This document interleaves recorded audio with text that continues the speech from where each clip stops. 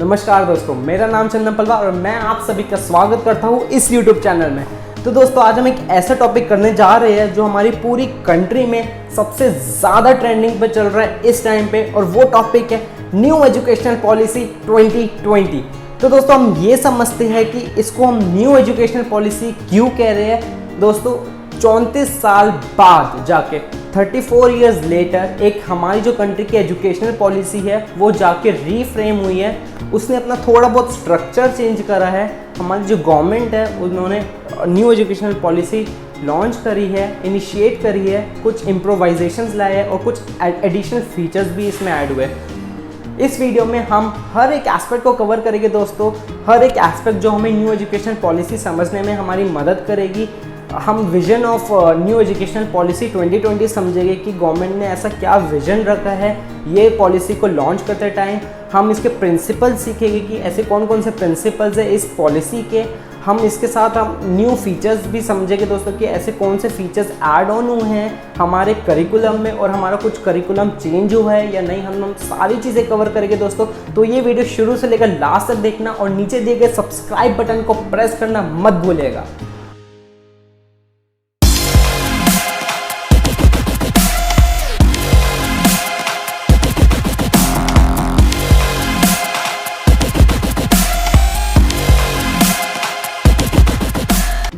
इसी के साथ अब ये समझते हैं दोस्तों कि vision of new educational policy 2020 क्या है। तो दोस्तों ऐसी 3 विजन है जो गवर्नमेंट ऑफ इंडिया ने नोटिस करे हैं इस पॉलिसी को लॉन्च करते टाइम।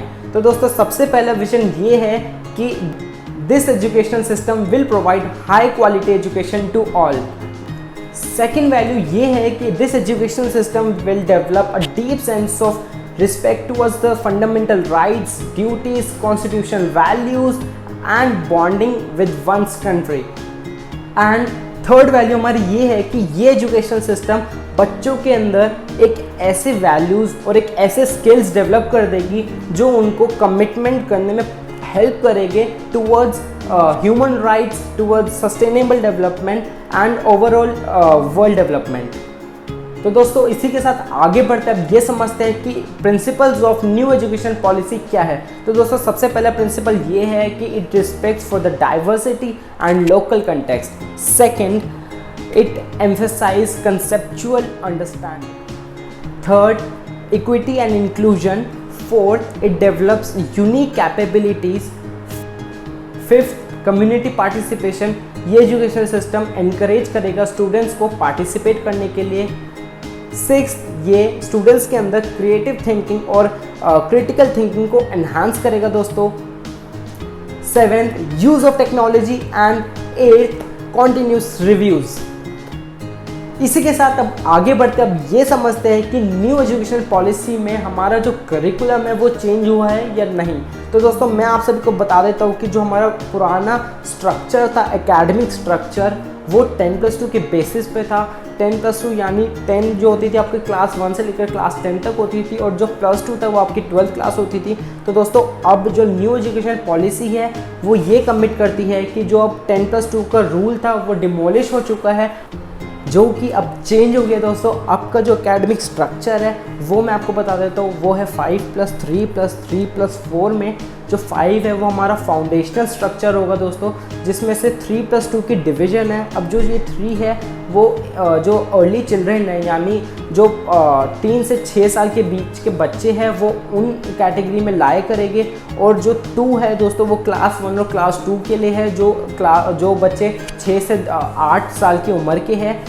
इसके बाद प्रिपरेटरी स्ट्रक्चर आता है दोस्तों, वो क्लासेस 3 से लेकर क्लासेस 5 तक होता है। उसके बाद दोस्तों मिडिल स्ट्रक्चर आना स्टार्ट हो जाता है, वो क्लास 6 से लेकर क्लास 8 तक होता है। एंड अब दोस्तों जो एकेडमिक स्ट्रक्चर का 4th पार्ट है वो है हमारा सेकेंडरी। इसमें क्लासेस 9 से लेकर क्लासेस 12 तक इंक्लूड। इनफैक्ट दोस्तों जो मिडिल स्कूल के बच्चे हैं 6th क्लास ऑनवर्ड से उनको कोडिंग भी सिखाई जाएगी दोस्तों। और तो और दोस्तों जो सेकेंडरी स्कूल के बच्चे हैं यानी जो 9th क्लास और 12th क्लास के बीच में हैं उनको सब्जेक्ट्स में उनको फ्लेक्सिबिलिटी भी प्रोवाइड की जाएगी दोस्तों, ताकि वो अपने पैशन के हिसाब से सब्जेक्ट्स चूज़ कर सके। अब ऐसा हो सकता है कि जैसे केमिस्ट्री के साथ उनको आर्ट एंड क्राफ्ट सब्जेक्ट चाहिए अपना, तो वो सब्जेक्ट चूज़ कर सकते हैं। और इनफैक्ट फ़िज़िक्स के साथ अगर उनको कॉमर्स का कोई सब्जेक्ट चाहिए तो वो सब्जेक्ट भी ऑप्ट कर सकते हैं दोस्तों। इसी के साथ मैं आपको ये बता देता हूँ दोस्तों कि न्यू एजुकेशनल पॉलिसी में जो करिकुलम है उसको रिड्यूस करा जाएगा और कोर पे ज़्यादा ध्यान दिया जाएगा। बच्चों के उनकी जो कोर, उनका बेसिकली कोर एजुकेशन है उनको डेवलप किया जाएगा, उनकी जो क्रिटिकल थिंकिंग है उनको बूस्टअप किया जाएगा दोस्तों। और तो और उनको इंटरेक्टिव क्लासेस भी प्रोवाइड होगी दोस्तों, जिसकी वजह से उनको एक्सपीरियंशियल लर्निंग भी प्रोवाइड होगी। चलिए दोस्तों अब ये समझते हैं कि कल्चर ऑफ असेसमेंट्स में क्या ट्रांसफॉर्मेशन आई है। तो दोस्तों मैं आपको बता देता हूँ कि अब स्टूडेंट्स पे एक कॉन्टिन्यूस ट्रैकिंग की जाएगी, उनको मॉनिटर करा जाएगा उनकी परफॉर्मेंस को। सेकंड, अब जो एग्ज़ाम्स होंगे वो और भी ज़्यादा फ्लेक्सिबल होएगी दोस्तों। थर्ड, अब कोर कंसेप्ट्स पे ज़्यादा ध्यान दिया जाएगा दोस्तों बच्चों पे। और फोर्थ, अब आर्टिफिशियल इंटेलिजेंस इंट्रोड्यूस की जाएगी दोस्तों एग्जामिनेशन सेंटर्स में। नेशनल असेसमेंट सेंटर अब और भी ज़्यादा मेहनत करेगा दोस्तों साइनर्जीज को क्रिएट करने में। इनफैक्ट दोस्तों अब सेल्फ असेसमेंट्स और पीयर असेसमेंट्स पे ज़्यादा फोकस किया जाएगा। और तो और दोस्तों जो नेशनल टेस्टिंग एजेंसी है वो बच्चों को हेल्प करेगी और प्रोवाइड करेगी high quality common aptitude test के साथ, ताकि उनका एप्टीट्यूड लेवल और उनका जो स्किल सेट है वो भी इंक्रीज़ होता रहे। चलिए दोस्तों अब न्यू एजुकेशनल पॉलिसी का जो सबसे ज़्यादा इंटरेस्टिंग फीचर है उसके बारे में बात करते हैं। तो दोस्तों अब का जो एजुकेशनल स्ट्रक्चर है उसमें लैंग्वेज बैरियर्स को कम्प्लीटली हटा दिया गया है पूरे करिकुलम में से। तो दोस्तों अब कोई भी लैंग्वेज बैरियर नहीं है। ऐसा ज़रूरी नहीं है कि आपको इंग्लिश पे ज़्यादा फोकस करना पड़ेगा और आपकी जो मदर टंग है या फिर आपकी जो लोकल लैंग्वेज है उसको आपको उस पर आपको कम ध्यान देना पड़ेगा दोस्तों। ये जान के आप बहुत ही खुश होंगे दोस्तों कि अब जो मीडियम ऑफ लर्निंग है वो नेसेसरी नहीं है कि आपको एक स्पेसिफिक लैंग्वेज जैसे कि एक इंग्लिश लैंग्वेज है आपको उसी पे ध्यान देना पड़ेगा थ्रू आउट योर लर्निंग। अब गवर्नमेंट ऑफ इंडिया ज़्यादा ध्यान देगी लोकल लैंग्वेज और जैसे कि मदर टंग को एनकरेज करने में। इसी के साथ दोस्तों मल्टीलिंगुअलिज्म पे और भी ज़्यादा ध्यान दिया जाएगा। जो आपकी स्टेट है वो डिसाइड करेगी कि आपको ऐसी कौन सी 3 लैंग्वेजेस है जिस पर ज़्यादा ध्यान देनी होगी दोस्तों। चलिए अब बात करते हैं कि क्लास 12 के ऑनवर्ड्स यानी ग्रेजुएशन में कोई एजुकेशन पॉलिसी में क्या कोई चेंज आया है या नहीं। तो दोस्तों मैं आपको बता देता हूँ कि जो सबसे मेजर चेंज है वो ये है कि इसमें free entry and exit launch किया गया है दोस्तों। कुछ हमारे स्टूडेंट्स होते हैं जो अपनी जैसे मान लो बीटेक की डिग्री कर रहे हैं, उनको 1 साल बाद रियलाइज़ होता है कि यार अभी मेरे पास टाइम नहीं है या फिर मेरे पास फंड्स नहीं है कि मैं अपनी एजुकेशन कंटिन्यू कर पाऊँ या फिर मेरे को अपने पेरेंट्स को ज़्यादा समय देना है। तो इस वजह से वो अपने ड्रॉप आउट कर देते हैं दोस्तों। तो मैं आपको ये बताना चाहता हूँ कि अगर 1 साल मान लो उसने बीटेक डिग्री करी है तो दोस्तों वो 1 साल उसका ख़राब नहीं जाएगा, उसको कुछ क्रेडिट स्कोर्स मिलेंगे।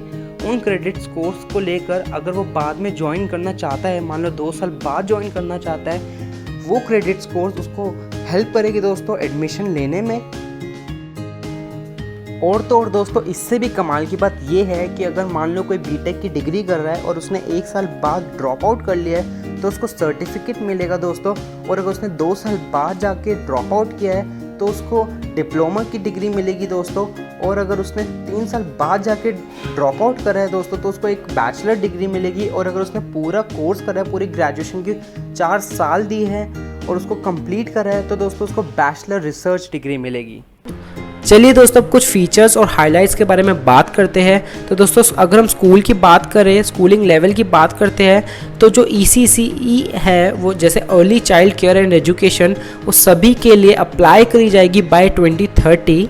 इसी के साथ दोस्तों 100% ग्रॉस एनरोलमेंट रेशियो बाय 2030 ये टारगेट रहेगा कि जो एनरोलमेंट रेशियो है वो 100% तक अचीव हो सके दोस्तों। और दोस्तों अब जो प्रिपरेटरी क्लास रहेगी जैसे कि जो 5 से 6 साल के बच्चों के लिए जो भी क्लासेस रहेगी आंगनवाड़ीज़ और प्री स्कूल्स वो ज़्यादा से ज़्यादा बच्चों को प्रोवाइड की जाएगी दोस्तों। School preparation module for all class 1 entrance, national foundational literacy and numeracy mission, setup of बाल भवन्स। दोस्तों ऐसे बाल भवन्स होंगे जो चाइल्ड केयर के लिए होंगे, extensive child care and education के लिए बाल भवन्स कंस्ट्रक्ट किए जाएंगे दोस्तों। चलिए दोस्तों अब स्कूल इंफ्रास्ट्रक्चर और रिसोर्सेज के फीचर्स के बारे में बात करते हैं। कुछ ऐसे स्पेशल एजुकेशन जोन्स भी बनाए जाएंगे बच्चों के लिए कि उनको एक एजुकेशन एक डिफरेंट फॉर्म से उनको एक एजुकेशन प्रोवाइड करी जाएगी दोस्तों। उनकी जो अनयूज्ड कैपेसिटी है दोस्तों स्कूल्स के अंदर, उनको डेवलप करा जाएगा सामाजिक चेतना केंद्रास के अंदर दोस्तों। चलिए दोस्तों अब हॉलिस्टिक डेवलपमेंट के बारे में बात करते हैं स्टूडेंट्स की। तो दोस्तों मैं आपको बता देता हूँ कि अब के टाइम पे आर्ट्स और साइंस में कोई डिफरेंस नहीं रहेगा। कोई भी बच्चा आर्ट्स कर सकता है, कोई भी बच्चा साइंस ऑप्ट कर सकता है। तो उन दोनों बच्चों में कोई भी डिफरेंस नहीं क्रिएट करा जाएगा। उनका जो करिकुलर है और उनका जो एक्स्ट्रा एंड को करिकुलर एक्टिविटीज़ है उसमें भी कोई सेपरेशन नहीं की जाएगी दोस्तों। And innovative pedagogies to be explored such as experiential teaching and learning methods, book promotion policy and digital libraries, holistic report card, use artificial intelligence for identifying specific aptitude of child। तो दोस्तों मैंने आपको जैसे पहले बताया था कि अब स्कूल्स में आर्टिफिशियल इंटेलिजेंस इंट्रोड्यूस की जाएगी बच्चों की परफॉर्मेंस ट्रैक करने के लिए और उनकी जो स्कोर कार्ड होएगा उसको डिज़ाइन करने में। वोकेशनल एजुकेशन पे भी दोस्तों बहुत ध्यान दिया जाएगा।